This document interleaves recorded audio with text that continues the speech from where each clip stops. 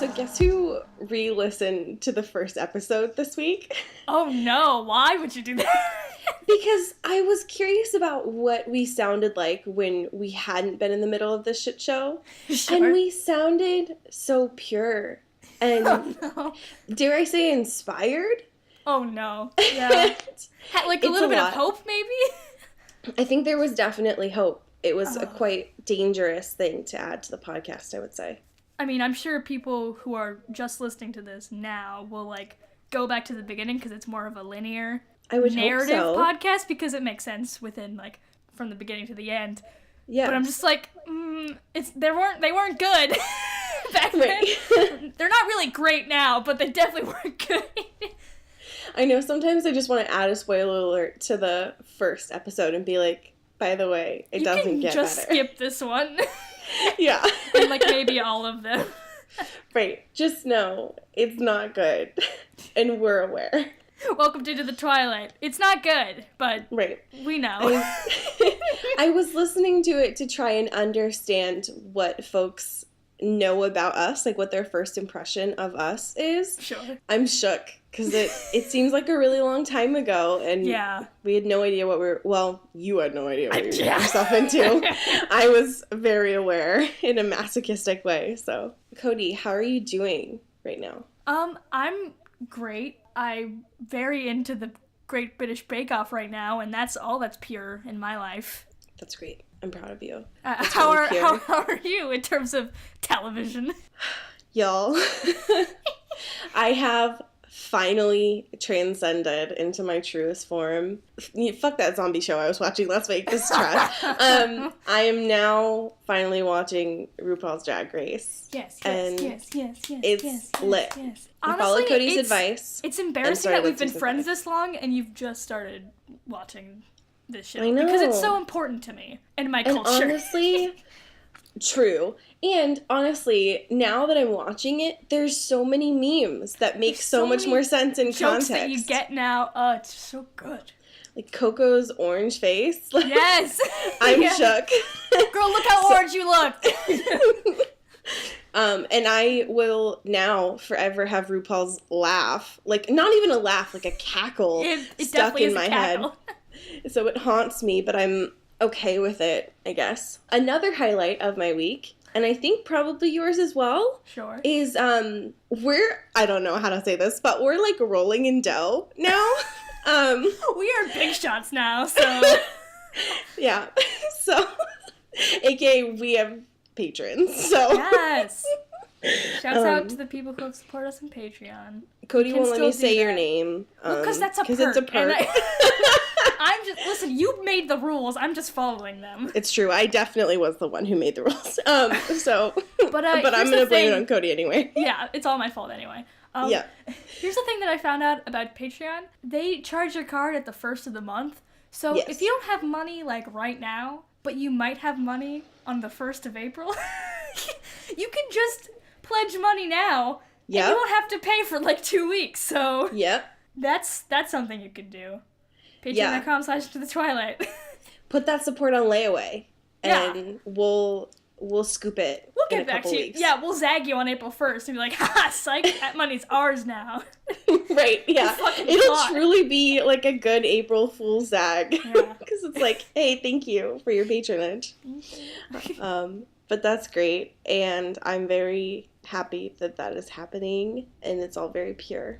So one thing to note before we get into chapters 5 and 6 is I had Cody do some prep work for this podcast in the form of watching a Vine. Because, y'all, okay, this is fucked up. I have started to love Vine, and Vine is dead, and it's killing me inside. That you just got into Vine now. I never understood why people liked this so much, and now that all of these, like, Vine compilations are happening, I'm like, holy shit, I missed something. And now I'm, like, loving this, like, really niche thing, even though it's very much gone, and it's hurting me. So, anyway. You are embarrassing to be friends with.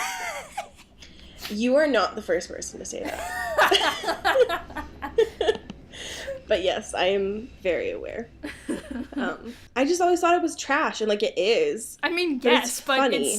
it's a pivotal part of the internet that you totally missed out on when it was relevant. They're so much better when they don't repeat, though. Like, I do prefer them in compilation form. And I think that was what I needed. But anyway, so I had Cody watch a Twilight Vine to just, like, get into the right headspace. Right, yeah. So that was great. This week, we read New Moon, chapters 5 and 6. Yes. And it was a doozy, as it always is. It never gets less of a doozy. If it ever stops being a doozy and becomes more of a boozy, let me know. Listen. You never let that down, huh? No, I'm not. It's funny because that's in our Patreon-only blooper reel, and so people won't understand what that is. No. It's a very deep dive, which is fine. I'm not expecting you all to, like, be on my level. So, this chapter was not on the surface as gross as the last week's chapters. Sure. So on the nose. Right, not on the nose, I guess is the best way to say it. But it was hard to read, I would say. Yeah. Are you listening or are you reading right now? I'm still listening, yeah. You're still listening, so you just committed to the bit for this Listen, I have a week left on my audiobook. I may renew it, but who knows, since everyone in the Chicagoland area wants a bit of New Moon, so. They're all starting this, like, podcast that they won't publish that is also, like, a parallel universe of ours. And I just want to know what they're talking about. God. I want to be part of that world. Honestly, just let me in. Just like slowly knocking on the door. Just like, let me in. I want to talk about Twilight. I do, like, when going into this chapter, like, I totally forgot, like, it was brought back into my memory that there's a point of the Twilight Saga where Bella just fucking loses it and is, like, broody and depressed and is, like, throwing herself off of things, and it's just like, I can't handle this anymore. And I forgot about that, and then I read this, and I was like, oh, that's now. This is that. Miss Broody Miss Bella. Broody Miss Bella begins now. This is it. Yep. And it doesn't really stop. No. At least for a good foreseeable while. It was very hard to read the beginning of chapter 5 with Bella working at the Newtons because I don't associate Bella with working there. Sure. I associate Anastasia Steele working at a hardware store. Because one is movie canon and the other is not. And the one that is not is the one that we're actually reading right now. And so when I was reading this, I was like, interesting. So, that's great. The whole point of this whole thing was just to get some information about the quote-unquote grizzlies that are in the woods. Bears. Right, yeah. Bad bears. Bernstein Bears gone rogue. Oh, God. And they're apparently, like, the height of a cell tower, just, clomping through the woods. And nobody has seemed to confirm stories. So, that's great. To be honest, all I could think about, too, when I was reading this was, like, cryptids. And all the shit that's probably going down in those woods. Because shit happens in the Pacific Northwest woods. I'm convinced. I believe it. So, anyway, bad bears. These bad bears are supposed to be immensely tall and this motherfucker even says big as a house, so like and pitch black. So just imagine this like black void, not even like a creature shape, but just like the void coming at you, like a pack of the voids. It's like a furry black hole, you know? Ew, God. Stop. I need to move on. It's too early in the morning for me to be... I was thinking it more as, like, cuddly, but, like, it came out as, like, for... It was too early for me to be talking about that. Yeah. Also, okay, tangent. I learned... And this is fucked up because I taught sex ed, so, like, how did I not know this? Anyway, I learned from watching RuPaul's Drag Race that rosebud means asshole. Yeah. I'm sorry. Yeah. Did not know that, and I'm shook. So... That really changes Rose Buddies for you, huh? Oh, no.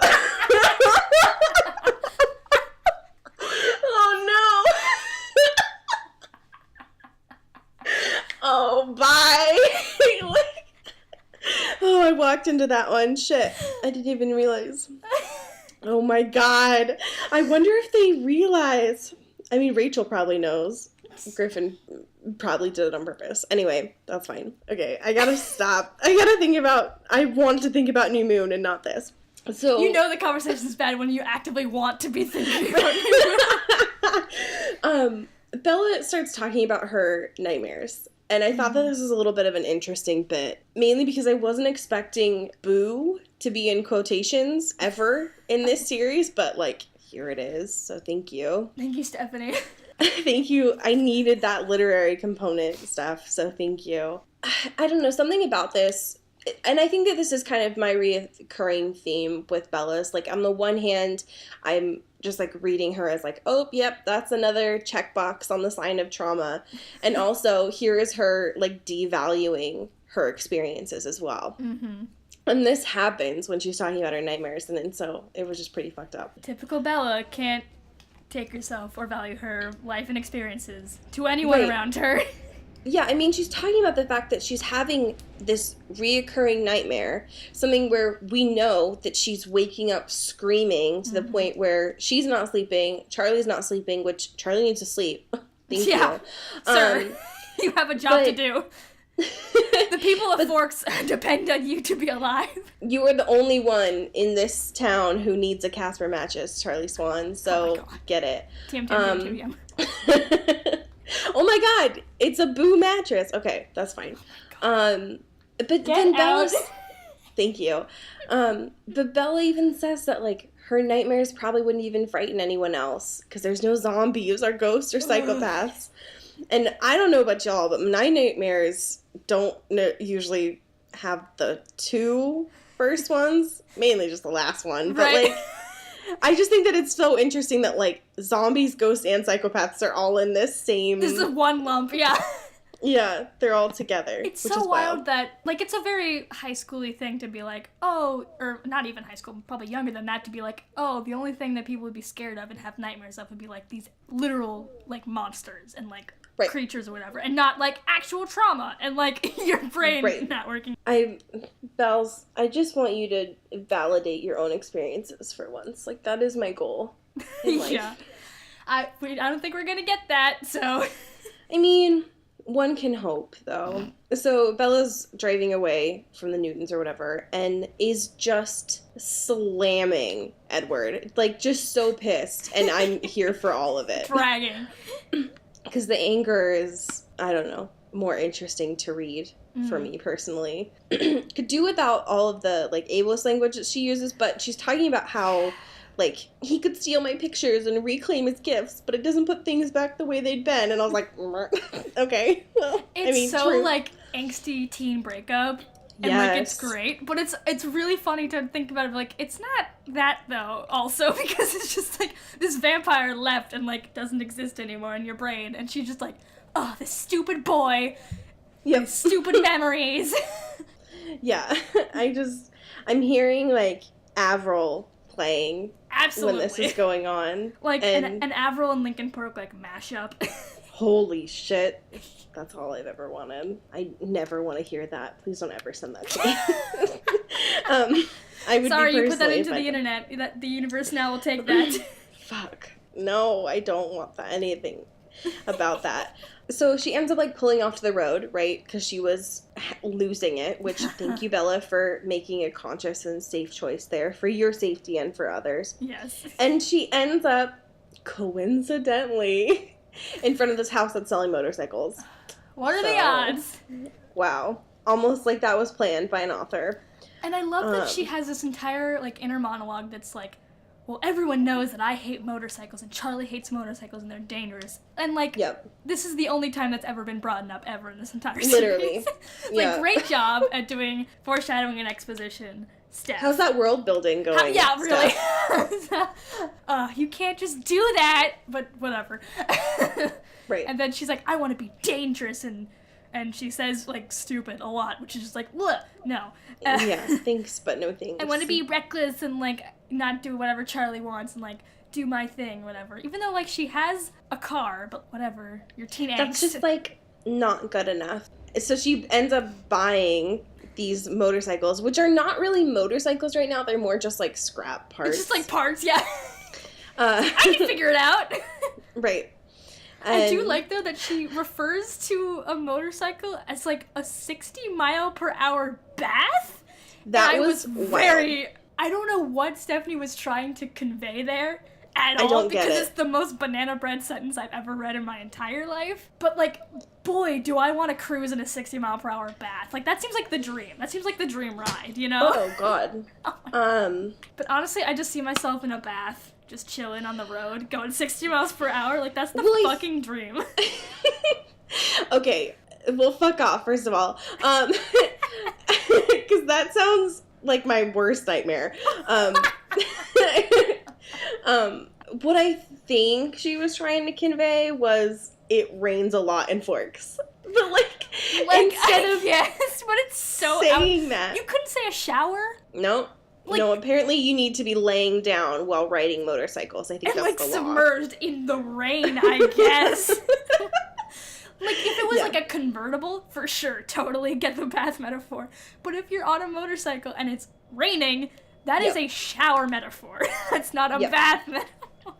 Yeah, I know folks who have stood up and walked through a shower, because that's how decontamination works. Sure. I do not know folks who have walked through a bath. Is that a pool at that point? I hate like a this. Tiny pool. This is the worst. Just Bella in a kiddie pool on wheels. Okay, but listen, that sounds like the best image.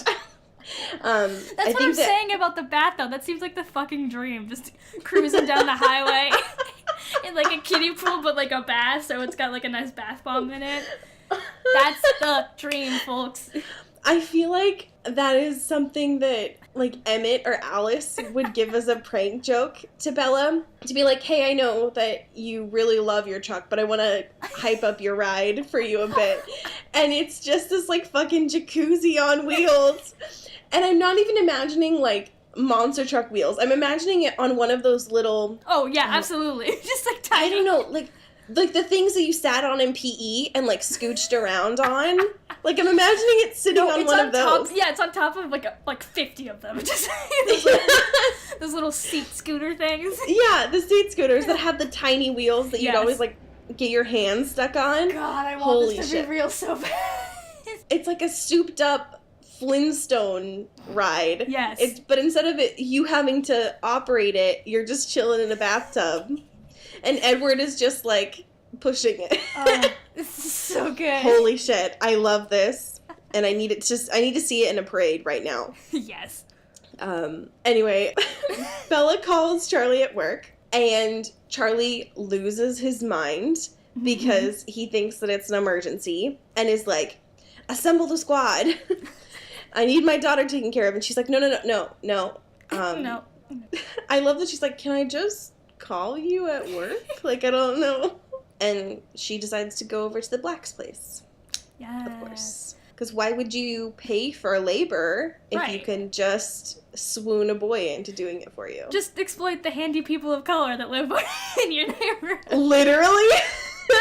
For their free labor, you know? And they also shit on their culture and everything. Right, exactly. God.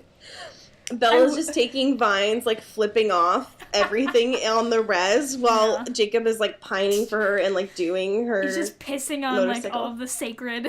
Oh my god, yeah, she's pulling a J-Law and, like, sitting on rocks. Absolutely. It's just like, yeah, it's quirky and funny and, like, no cultural significance. Oh my god. You just take a deuce on this. But I will say, the vocal work of Ileana Kadushin in this chapter is wonderful. Because I gave her a little bit of shit for Edward, But boy, does she do Jacob in the best way possible.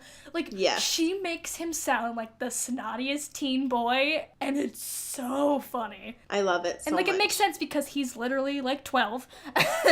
Yep. And it just, oh, it's so good. And it's so very much, trying to woo this older woman, and, I'm cool, and even though I'm, super tall, I'm still, a child. Puberty hasn't really hit in a lot of places. Yeah, I mean, she describes him basically as a 6'5", 16-year-old beanpole. Yeah, exactly. So, what else are you going to expect? No. From a hormonal teen who cannot control his limbs? Yeah. I don't... God, it's so funny, because, all that I know of Jacob is, the movie and what he looks like, and comparing to that, I'm like, Taylor Lautner's the absolute opposite of all of those things. And it's why do you think casting would be... Yeah, I mean, Taylor Lautner is, a beefcake, not a beanpole. Get your imagery right, y'all. I guess you wanted to sell those tickets. I get it. But, God, it's so funny. Yeah. Also, I need to be, super crystal clear. Are we still in long hair era? Is that still happening? Okay, we are, because it's mentioned. So, when Bella comes to the house and Jacob goes out to greet her, she mentions, and this is 2 full sentences, I'd never seen his hair out of his usual ponytail before.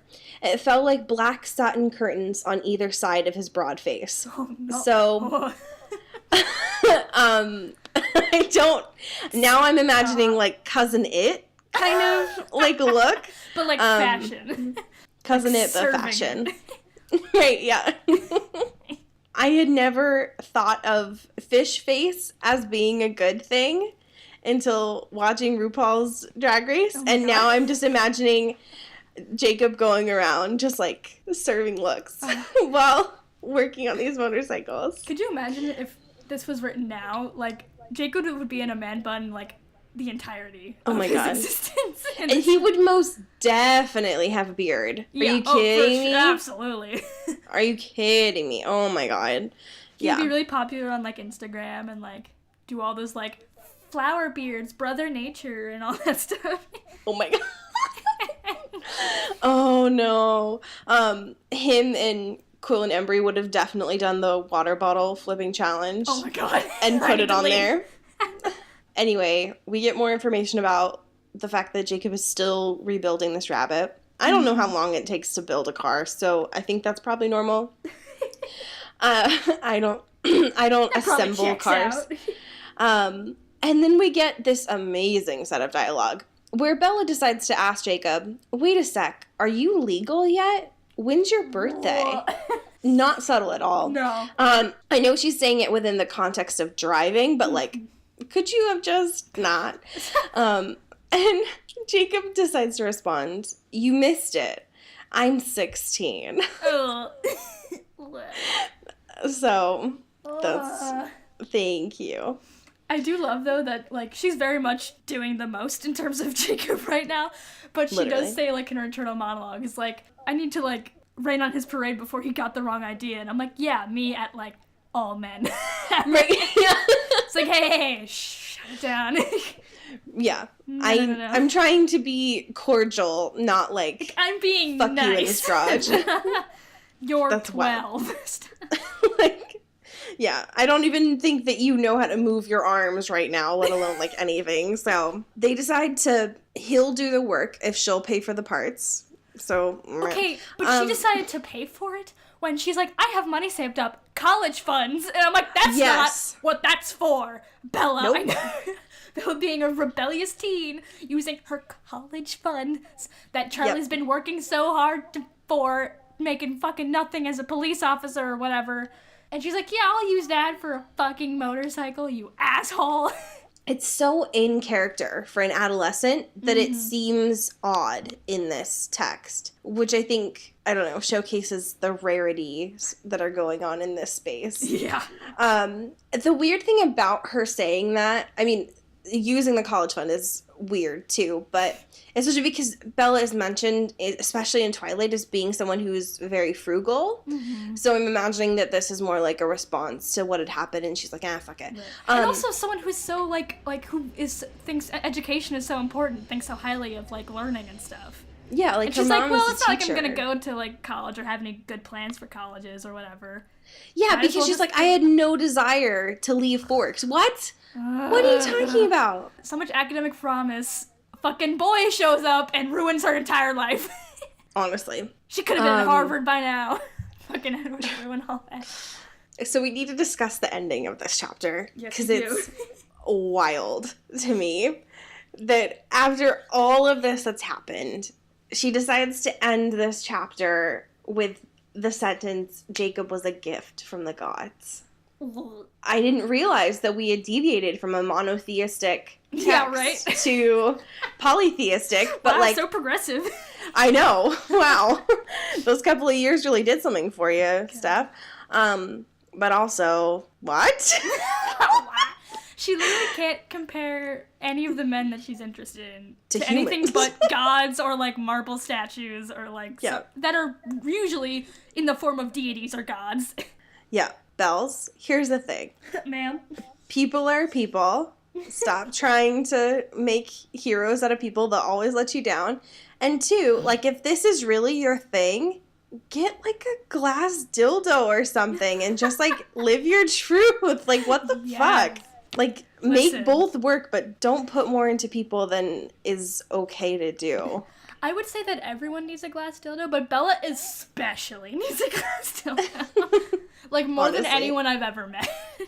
Yes, I think so, too. Oh, my God. Yeah, I just, like, take care of yourself, Bella, please. Truly. That's chapter 5. Yep, that's correct. And, of course, chapter 6 would not be the same if we weren't still talking about motorcycles. Yeah. That's great. And we get to find out about Jacob's friends. Oh, boy, yes. These pure little res boys. Little knuckleheads. Quill and Embry are so pure. So that's great.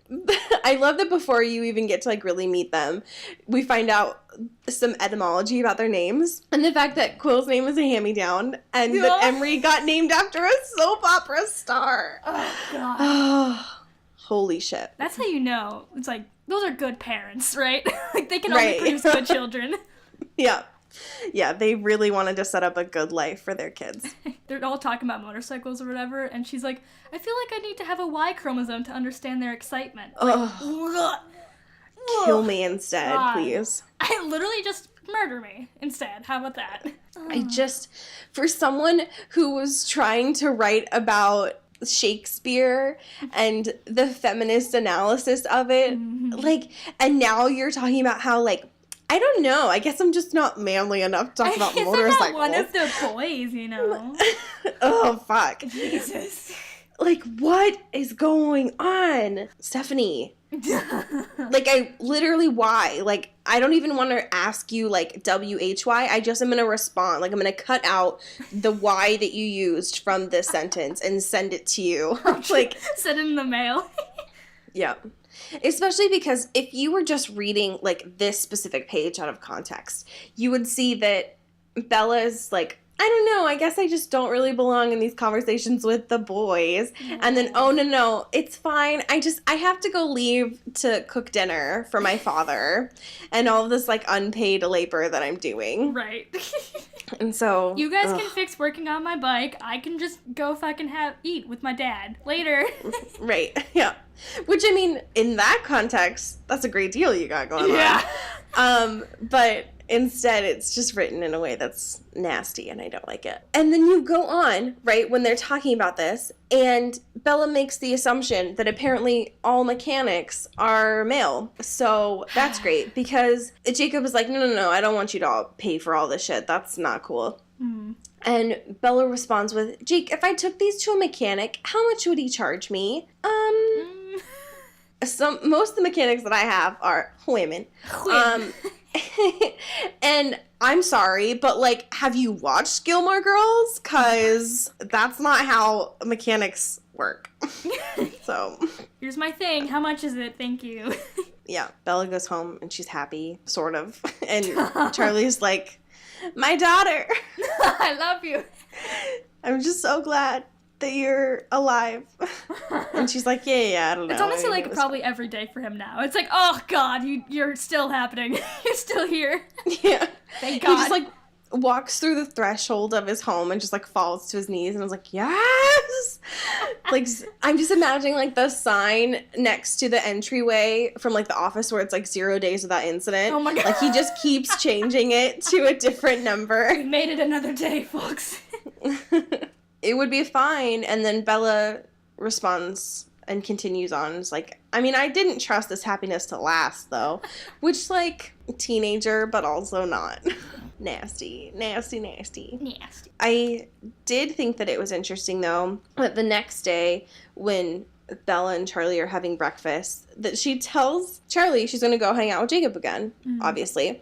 And Charlie gets, like, slightly disappointed about it, which was weird. He was like, oh, okay.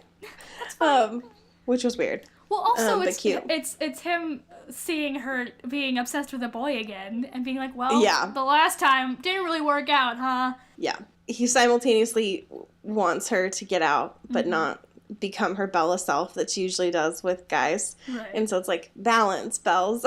Yeah. But she doesn't have balance because she falls while standing. She's the most imbalanced human being. Yeah. She's very much physically and emotionally.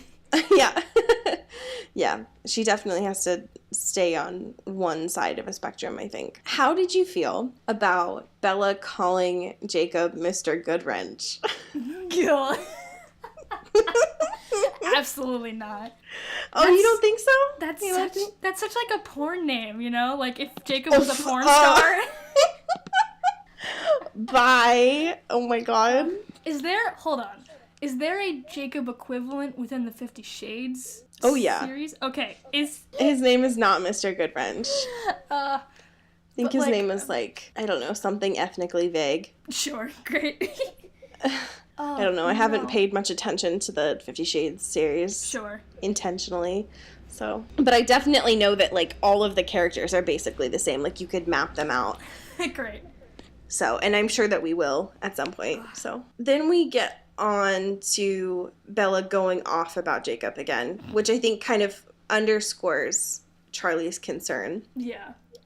In the sense that there's like 2 paragraphs about Jacob. And she's just like, I don't know, it was just Jacob himself. He's just like the sun, and it's just natural. Like, it's just part of who he is.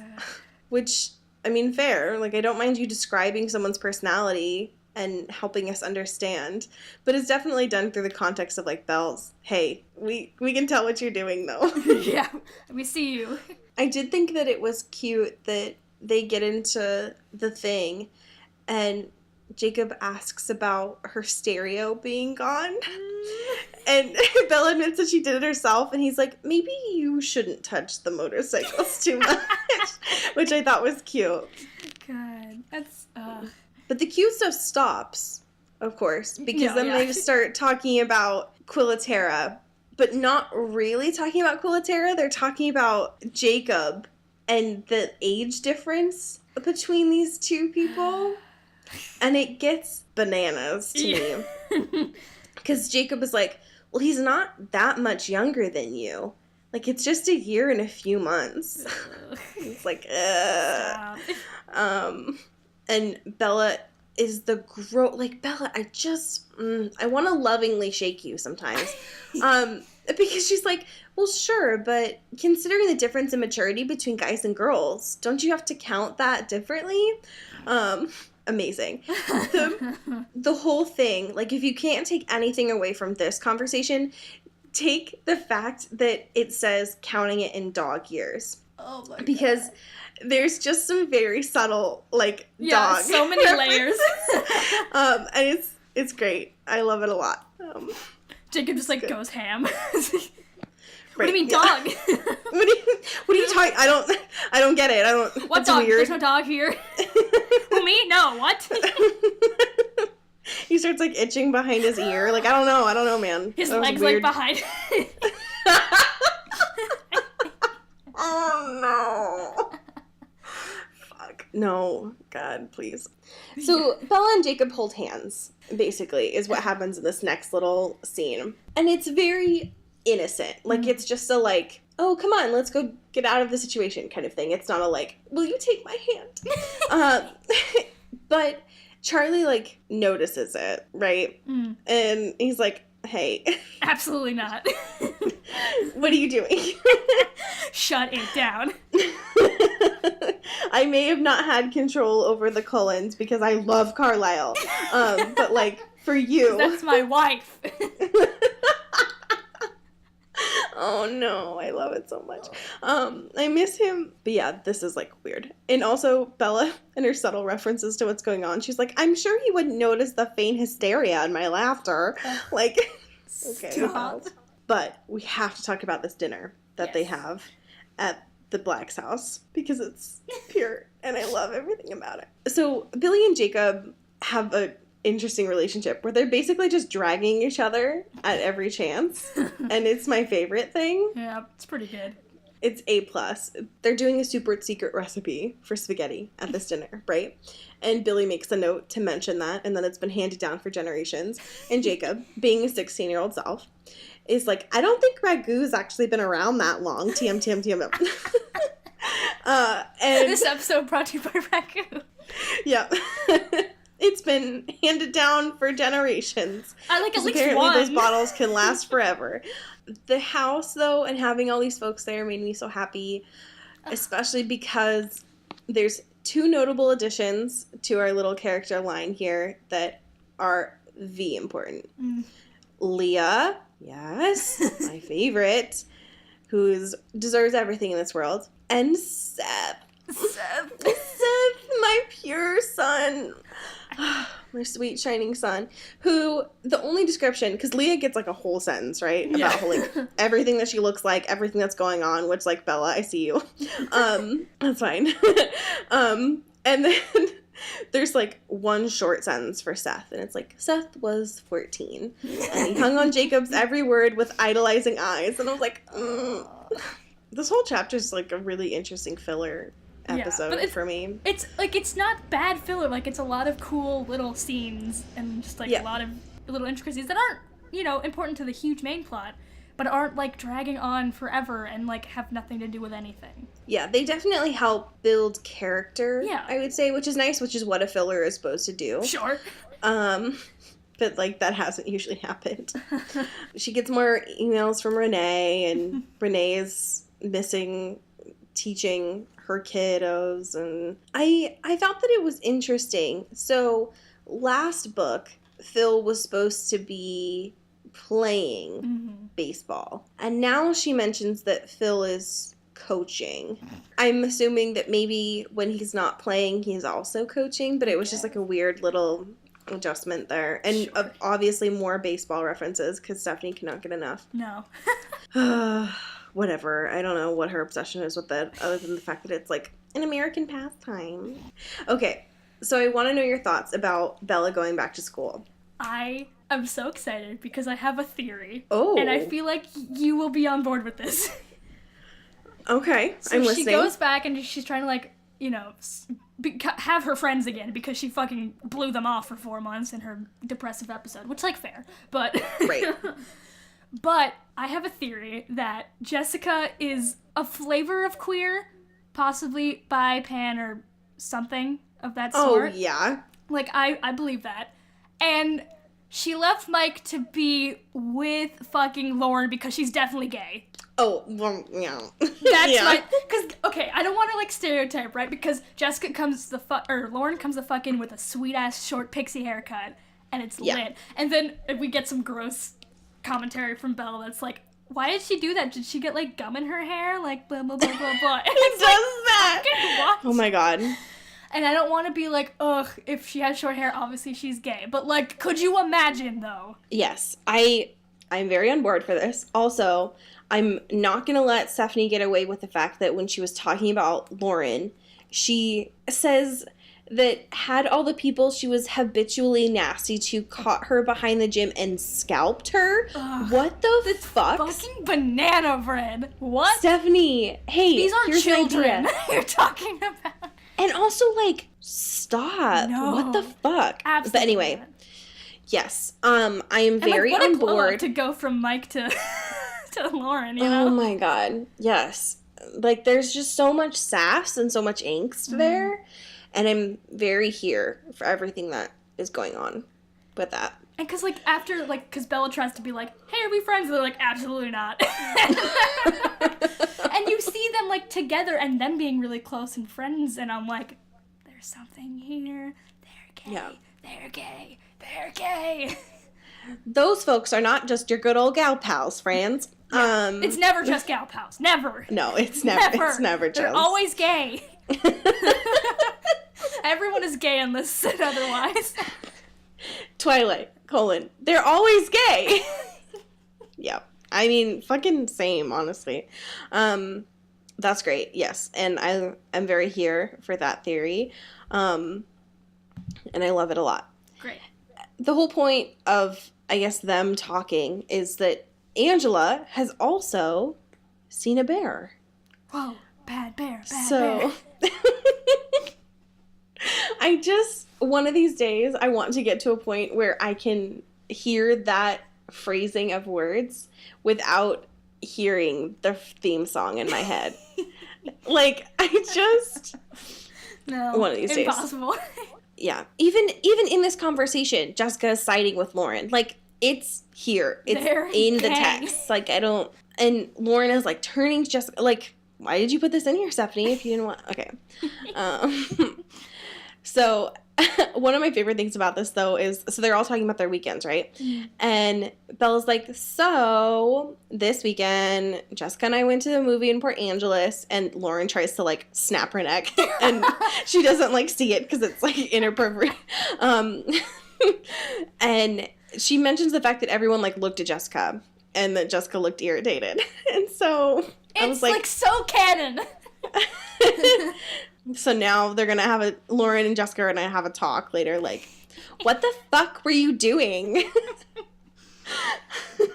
The grossest thing about this, though, is Mike Newton. Listen. Like, fuck him, yeah. Honestly. Why? If he does not know how to ask questions. No. To be quite honest. I just thought that his contributions to this were unnecessary. As they often are. As they always are. Yeah. Especially because she mentions that he didn't stop asking her questions until lunch was over. And so it's like, was he just consecutively asking questions and, like, not waiting for answers? Or, like, what was happening? Well, what did you expect out of this? I don't know. What are you trying to get here? Okay, yeah. And so this chapter ends, right? Mm-hmm. And Lauren and Jessica are strolled by Bella. And Lauren whispers loudly, "Oh joy, Bella's back." So literally. This is great. I love this so much. It's so good. Yeah, that's great. And then we find out at the end that it's officially been a year since she's been here. Damn. I thought that it was weird, too, because Bella even agrees that nothing much has changed. Yeah. So I was like, right back to square one, huh? Right, apparently so. That's the end of chapter 6. Yes, we did it. So we've got repetition and then adrenaline. Next week, read them. We will, so you don't really have to, but if you want. 7 and 8, my friends. My dudes. My dudes. My fellow dudes. I always feel like that Steve Buscemi gif that's just like, "What's up, fellow kids?" And it's my god, definitely him in a snapback with like a skateboard, but he's like 50. Like that's me constantly. That is, yeah. I would say that you are definitely Steve Buscemi out of the actors with very interesting names, and I am probably Stanley Tucci. I am very here for this. Especially during Easy A, when the kid's like, "I'm adopted," and he's like, "Who told you?" Like, that's me. I can imagine you in, like, the Capitol-esque, like, just gear and ensemble. Oh my god. Holy shit. Oh, I'm here for this. I'm just saying. Listen, Photoshop wizards, you know what to do. Yes. It'll be great. I love it a lot. This is an Earbud Media production. You can follow us on Twitter at Earbud Media. If you want to pitch a show to the network, you can do so at bit.ly/earbudpitch. You can follow the show at Into the Twilight on Twitter. We have a Facebook page, Into the Twilight. We have a Tumblr, which is Allie's literal pride and joy, intothetwilightshow.tumblr.com. Hell yeah. If you'd like to send us sweet, sweet messages, you can email us at intothetwilightshow@gmail.com. If you would like to send us those sweet, sweet dollars, become a patron, and just in our hearts forever, you can do so at patreon.com/intothetwilight. You can get a lot of cool perks. If you don't have the dollars, I understand. We're all broke, homie. But but you can rate and review us on iTunes, which takes like a second and helps us get into the iTunes charts and gets more people to listen to the show. And who doesn't want that, you know? Yeah. Or I would appreciate it. Fill out a little survey that'll help us get sponsors. That is bit.ly/into the survey. It's in the link in the description. You can just click it. It's very easy. You can do it. We have a trailer that you can share to your friends. Yeah, here's the thing. You should definitely share this podcast with a friend, because that is what some people who I'm not allowed to name did with this past week, and it worked out great. So share the trailer with a friend. Yeah. I'm sure that it will work out great for you. There's a really cool thing going on for the past week or so called #Tripod, and it's for people that like still have never really listened to podcasts or don't listen to podcasts, but you like send them really a podcast that you like with the #Tripod. So if like send the trailer with that, we'll like retweet it or whatever, and get people to like, you know, get into podcasts because we're fun. Yes, I love it a lot. Who do we have for our artists? Okay, so I did some work trying to figure out who these were for this week. And it included me sending a text to Cody yesterday. The most like elusive, vague text I've ever gotten from you. Like, I was just like, how nuanced am I allowed to go? And you were like, please don't. So I took the constructive criticism, and I just want to say that I've come up with some good ideas. So, our artwork is done by Maddie Padilla, the actual best person. Yes. It's great. You can find her work at YourGhostHost44 on Instagram. There's a lot of good shit there. Would recommend. And our music is by Eli Krause. Yes. And you can find Eli's work at krausefilms.com. If you're unsure how to spell that, it's always in our show notes. So, it's like, don't even do the work anymore. It's like, you figure it out yourself, asshole. I mean, in case you're unsure of the spelling, I don't want you to go to the wrong site, end up at a porn website. Just click the link in the show notes. God, I'm going to buy every other spelling of Krause films and domains and just link them all to porn sites. God bless. That's all I've ever wanted. Just ruin his reputation. Give a good zag to Eli, to be honest. So, for this week, I've decided to integrate these two lovely people into RuPaul's Drag Race for season 5. So I think that Maddie Padilla is Jinx. Yes. And I think that Eli is either Detox or Alaska, but I want your opinion. I'm here for both of them. Okay. I'm thinking Detox. Yeah, I would say Detox more. Okay. Alaska's a little bit too on the nose. Like, out there. And just for reference, I'm only on like episode 10, so it's fair. I don't know anything else. Listen, if Eli wants to start, you know, accentuating his sentences by saying anus at the end of them, like, I'm here for it. But you know, I don't think he's there yet. So that's great, and I love both of them and RuPaul's Drag Race a lot. So I'm so proud of you. Thank you. It's great. You can find Allie on the internet crying about RuPaul's Drag Race at 23andMe everywhere. Honestly. And you can find me at Cody... Oh, wow, I totally forgot my... at Cody Captures or codycurl.co. Why don't you capture that memory back, motherfucker? Wow, good one. Thank you so much. Really been, like, honing my zags. Okay, so I've kind of switched things up for this week's fan fiction. Because you got one right last week, so I need to, like, readjust my formula. Because that's not supposed to happen. But this week, I decided to just read off of one. Because I found one that's a fucking banger. Great. And I need to share it with y'all. And it's topical. St. Patrick's Day. Okay. Which, I was like very unsure where you were going with that. So this fanfiction is titled Luck of the Vampire.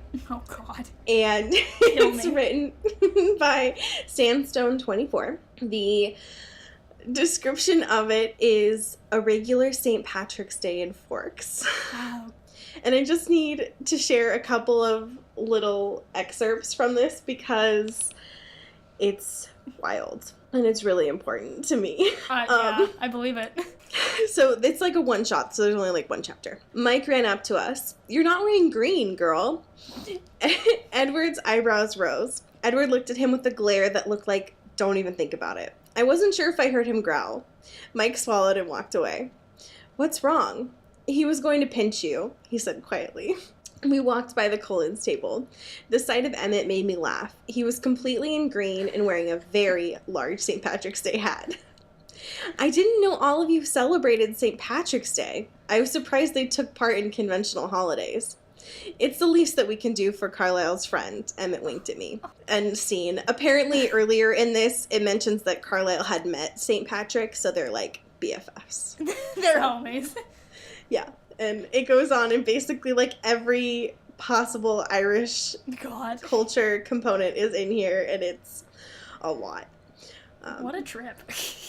It's just like, it's not necessarily cringeworthy, it's just like, what inspired this? And it's like finding every other it, holiday has been written in an alternate universe in Twilight, but not St. Patrick's Day. Right, yeah. And to be honest, I think that finding these fanfictions is taking years off my life. But it's fine. I'll do it I'll do it for the bid. It's fine. So I appreciate the sacrifices you're making for this podcast. Honestly, thank you. That's all I've ever wanted. Let's just stay in the forks. Get bit, y'all.